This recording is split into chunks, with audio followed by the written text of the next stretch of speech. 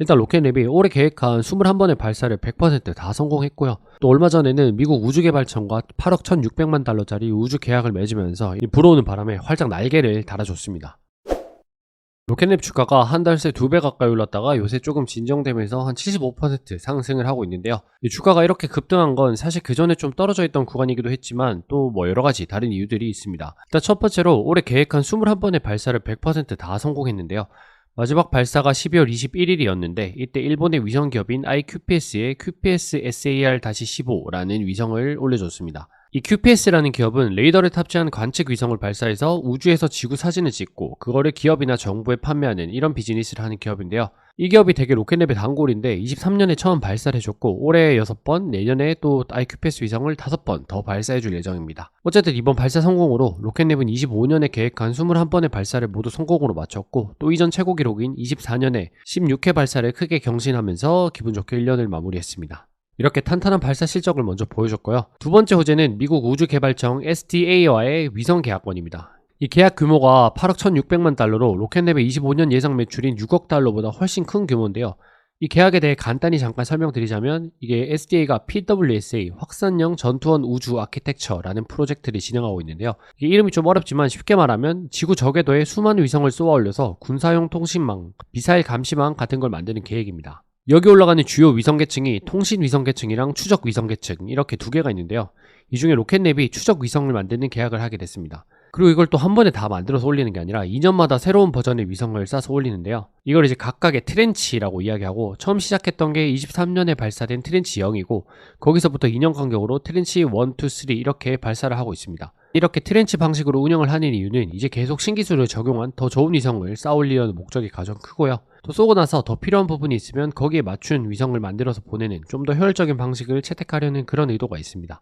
어쨌든 그래서 로켓랩이 이번에 따낸 계약은 트래킹 레이어 트렌치 3, 그러니까 추적 계층에서 네 번째로 발사될 위성군 이거를 제작하게 되는 건데요. 이 트렌치 3의 추적 위성이 총 72개로 계획되어 있는데 이걸 로키드 마틴, 노스롭 그루먼, L3 해리스 로켓랩이 각각 18개씩 계약 가져왔습니다. 이게 참 의미가 있는 게 로키드 마틴이나 노스롭 그루먼 하면 전통 방산 거인들이잖아요. 여기랑 같은 개수를 수주받았다는 게 로켓랩의 위성 제작 기술이 그만큼 많이 올랐다 이런 식으로 해석할 수 있을 것 같습니다. 또 사실 예전에는 이런 계약이 있으면 로켓랩이 직접 위성을 통째로 만들기보다는 아까 로키드 마틴 같은 곳에서 부품을 공급하는 하청업체 느낌이었거든요. 근데 이번에는 당당하게 다른 기업들이랑 똑같은 개수를 가져오면서 이제 우리도 정부 주계약자다 이렇게 말할 수 있는 지위를 얻게 된 것 같습니다. 이게 특히 진짜 중요한 게 수직 계열화를 통해서 위성 안에 들어가는 부품들을 거의 다 직접 만든다는 건데요. 그러니까 로켓랩은 이제 발사도 잘하고 위성도 잘 만드는 종합 우주 기업으로 거듭나고 있는 거죠. 그리고 아까 계약 규모가 8억 1,600만 달러라고 했잖아요. 근데 사실 이거는 순수 우주개발청과만 계약한 규모고 이번 트렌치 3의 다른 계약업체인 로키드 마틴이나 노스롭 그루먼 같은데 부품 공급도 그대로 하거든요.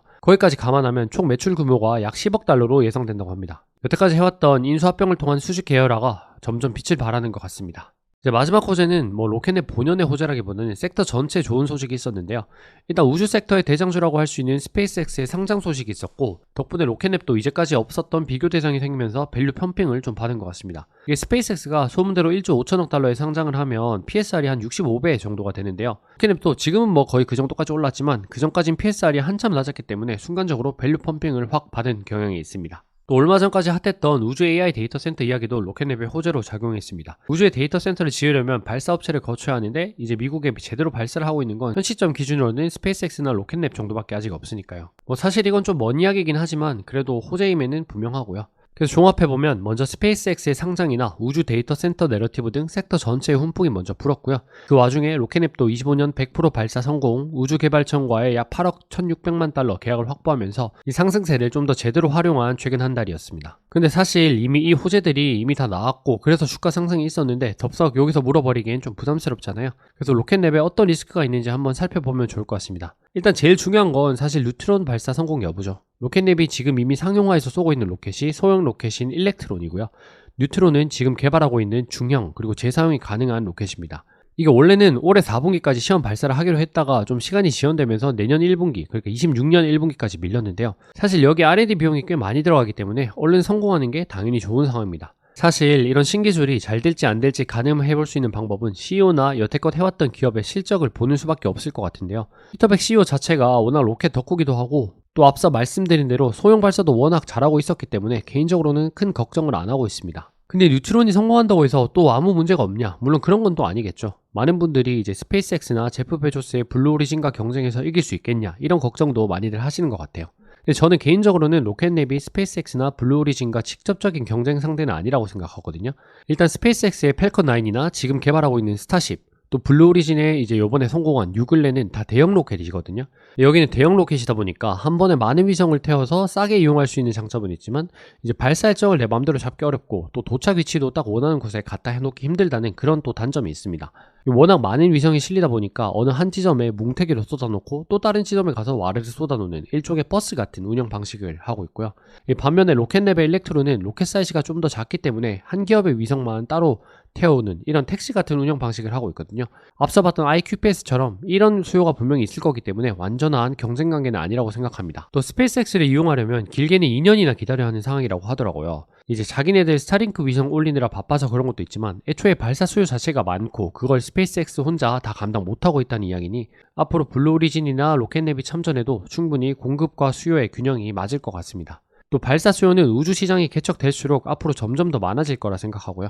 그래서 사실 리스크를 소개해드린다고 했지만 개인적으로 크게 리스크라고 생각되지는 않는 부분들이고요. 물론 이건 제가 좀 긍정적으로 생각하는 편이어서 그런 것도 있습니다. 그런 저도 뉴트론이 제때 성공해주는 거는 재무적으로나 이제 시장 타이밍적으로나 정말 중요하다고 생각이 되긴 하고요. 그럼 이제 여기서 잠깐 잠재적인 상방, 추가적인 상방이 뭐가 있을지도 한번 이야기해보면 좋을 것 같은데요. 일단 아까 말씀드린 것처럼 뉴트론이 가장 큰 리스크지만 성공하면 또 가장 큰 상방이 되기도 합니다. 이게 지금 R&D 비용에 돈을 계속 쏟아붓고 있기 때문에 이게 성공만 하면 적자 문제가 해결되면서 이제 턴어라운드 하는 그런 효과도 있을 거고요.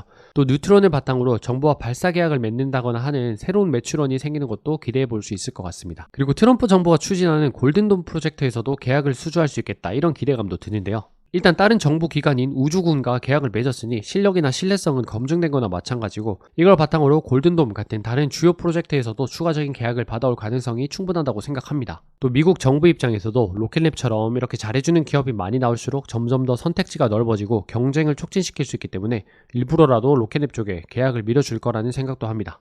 마지막으로 이건 좀 나중 일이긴 하지만 정말 우주 AI 데이터 센터 기술이 중요해지기 시작하면 이것도 로켓neb의 큰 수요처가 될 것 같습니다. 이게 앞서 말씀드린 것처럼 일단 우주에서 뭘 하려면 발사를 해야 되는데 그만큼 발사 쪽 수요가 많아진다는 이야기이기도 하고 또 우주 GPU를 담을 위성 플랫폼이나 핵심 부품 쪽도 로켓neb에서 팔 수 있지 않을까 하는 그런 기대를 해보고 있습니다. 로켓neb이 직접 AI 데이터 센터를 조성할 수 있는 그런 좀 허무맹랑하기도 하지만 그런 상상도 해볼 수 있을 것 같고요. 물론 이런 상상을 해볼 수 있다는 것 자체가 로켓neb이 그만큼 종합적인 역량을 갖추고 있다. 이런 증거로 생각됩니다. 물론 우주 데이터 센터는 2030년대 중반이나 되어야 상용화 가능성이 있다고 하니 일종의 보너스, 보험장치 같은 정도로만 생각하면 될 것 같습니다.